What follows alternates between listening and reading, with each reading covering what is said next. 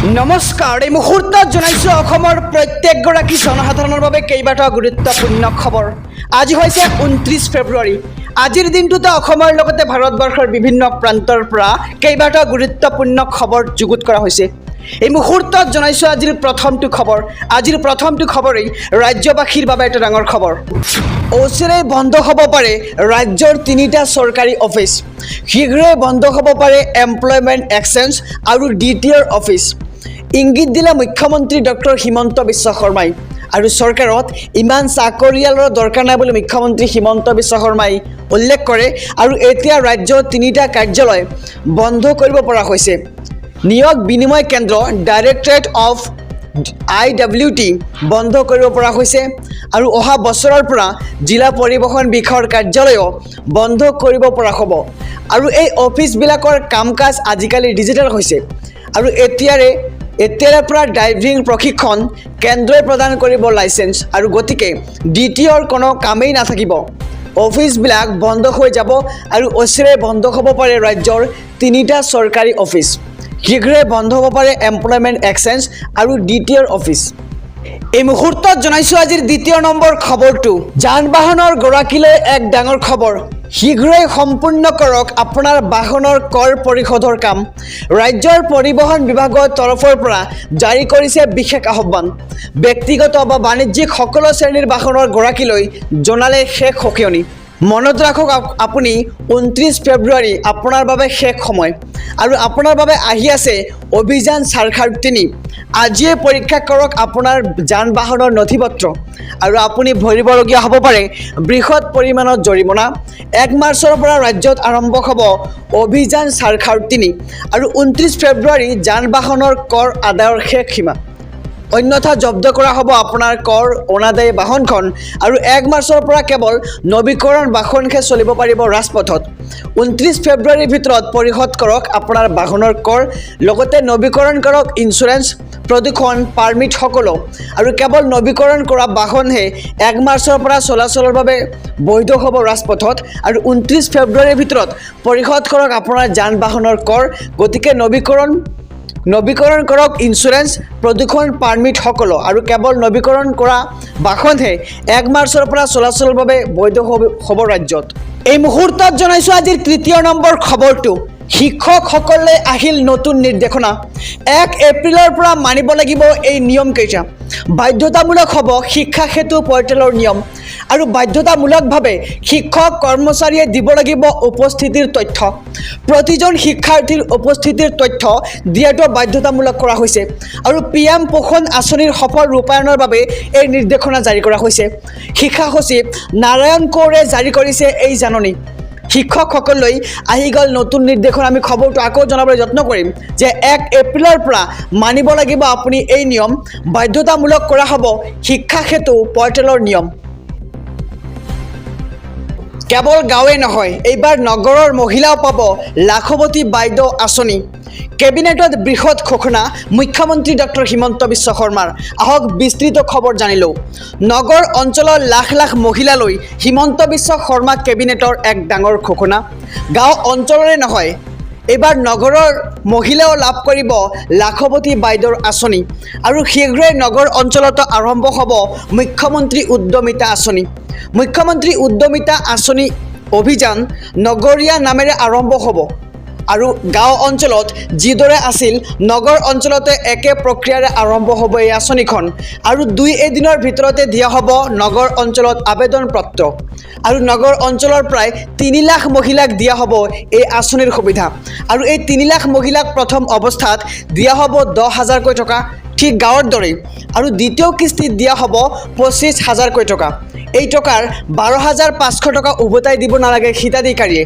আৰু নগৰ অঞ্চলৰ লাখ লাখ মহিলালৈ হিমন্ত বিশ্ব শৰ্মা কেবিনেটৰ এই ডাঙৰ ঘোষণা।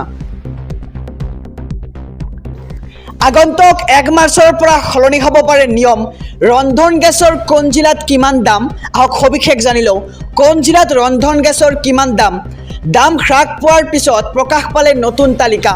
বাক্সাত 968.50 টকা, বৰপেটাত 945 টকা, আৰু বিশ্বনাথত 968.50 টকা, বঙাইগাঁৱত 937 টকা, কাছাৰত 1037.50 টকা, চিৰাঙত 937 টকা, দৰঙত 960 টকা, ধেমাজিত 968.50 টকা আৰু ধুবুৰীত 953.50 টকা, ডিব্ৰুগড়ত 902 টকা আৰু ডিমা হাছাওত 1061.50 টকা, গোৱালপাৰাত 936.50 টকা, গোলাঘাটত 919.50 টকা, গুৱাহাটীত 952 টকা আৰু হাইলাকান্দিত 1046 টকা, খোজাত 975 টকা আৰু কোকৰাঝাৰত 937 টকা, লখিমপুৰত 968.50 টকা, মাজুলীত 919.50 টকা,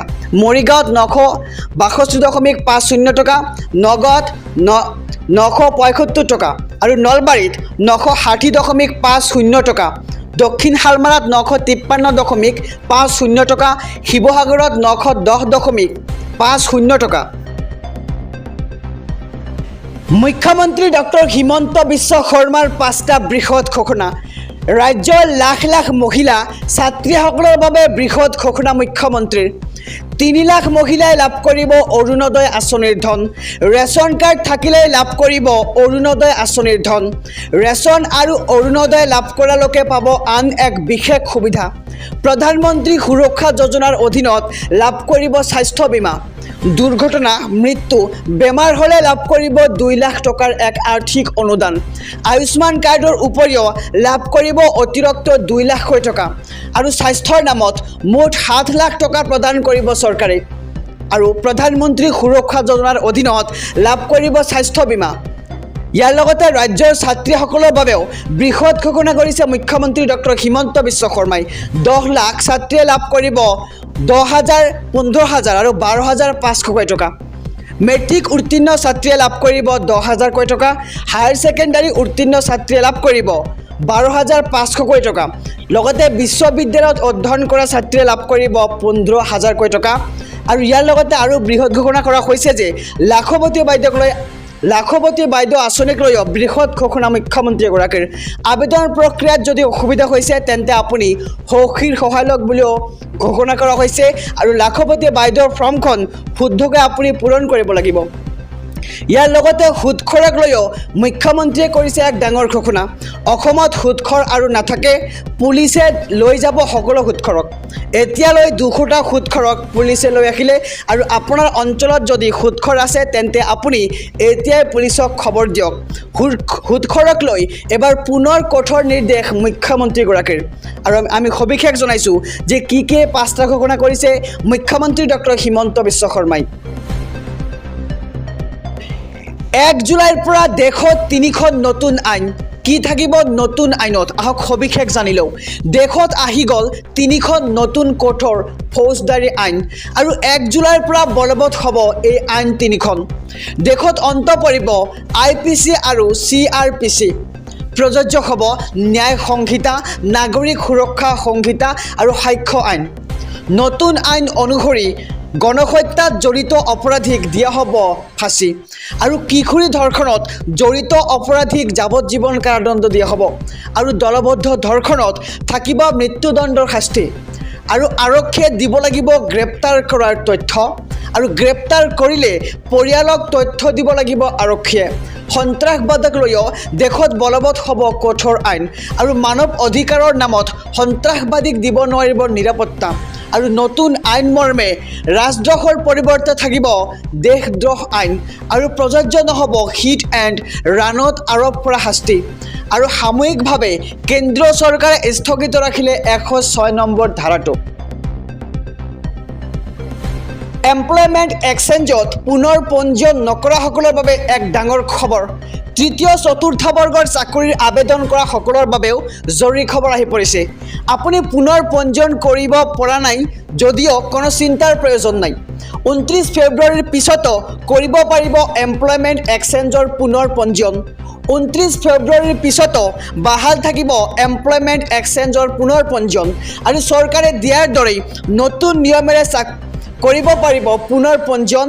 আৰু 29 ফেব্ৰুৱাৰী এমপ্লয়মেণ্ট এক্সচেঞ্জত পুনৰ পঞ্জীয়নৰ অন্তিম দিন ধাৰ্য কৰা হৈছিল আৰু কাৰিকৰী অসুবিধাৰ বাবে বৰ্তমান সেৱাসমূহ বিশেষভাৱে হোৱা নাই উপলব্ধ আৰু অতি সোনকালেই প্ৰক্ৰিয়াসমূহ উপলব্ধ হ'ব বুলি আহিছে জাননী আৰু 29 ফেব্ৰুৱাৰীত পুনৰ পঞ্জীয়নৰ দিন শেষ হোৱাৰ পিছতো উপলব্ধ থাকিব এই প্ৰক্ৰিয়া আৰু স্থানীয় প্ৰাৰ্থীক অধিক সুযোগ দিয়াৰ বাবে চৰকাৰৰ এই পুনৰ পঞ্জীয়ন প্ৰক্ৰিয়া পঞ্জীয়নৰ সময়ত শিক্ষাগত অৰ্হতাৰ পৰা অভিজ্ঞতাৰ সকলো তথ্য দিব লাগিব আপুনি আৰু sewasetu.assam.gov.in ত গৈ কৰিব পাৰিব এই পঞ্জীয়নৰ প্ৰক্ৰিয়া আৰু এমপ্লয়মেণ্ট এক্সচেঞ্জত পুনৰ পঞ্জীয়ন নকৰা সকলৰ বাবে ডাঙৰ খবৰ আহিছে আমি খবৰটো সবিশেষ জনাই গৈছোঁ